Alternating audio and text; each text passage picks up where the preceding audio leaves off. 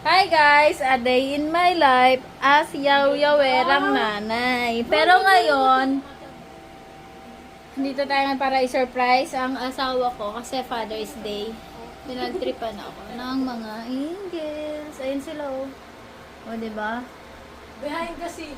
Kanya-kanyang trip yan. Come Uy! Dito ako sa kwarto ng mga angels. Natautong to guys, utong yan. Gago! Gago! Ito guys, para kita-mita. Paputi pa sa mukha mo. Ano ulit? Ay, Yan na, surprise na natin. buka ka muna. Buksan mo, papasukin na. Ayun, aakyat na tayo sa taas. Makita niya yung costume natin. Wait! Magsusurprise na. Aakyat na tayo. Tingnan natin yung reaction.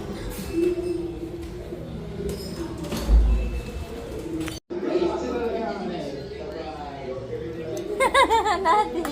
May surprise ako sa'yo. Happy Father's Day. Regalo nga ni. Oh, regalo. Ito. Panggasa ako.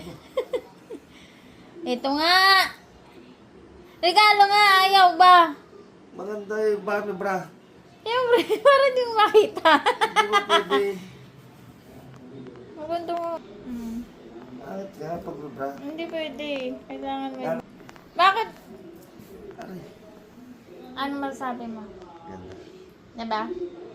Nag-thank you ka sa akin. Hindi pa mo nabibigay. Thank you ka rin. Bigay mo muna. Ito na. Ang alit. Ito lang. Tingnan mo lang. Ay, hindi mo Bigay. pwede. Ito na yun. Kailangan kinakalaglayo at yung balon-balonan mo. Hindi. Ito na yun. Kung ano. Hindi. Ganda diba? Oo. Hindi mo yung short. Hindi pwede. Pangit ka ni... Maganda diba? Sa, labas mo na ito.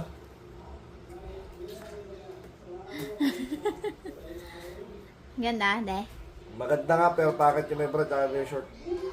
Okay na to. Kailangan niya nakatibak, tsaka... Hindi naman ako nagtitibak eh. Okay na yan. Meron.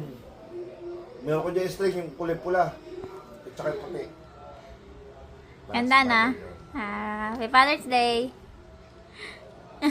Ano, tingin-tingin na lang. Oo, tingin lang ah. No touch.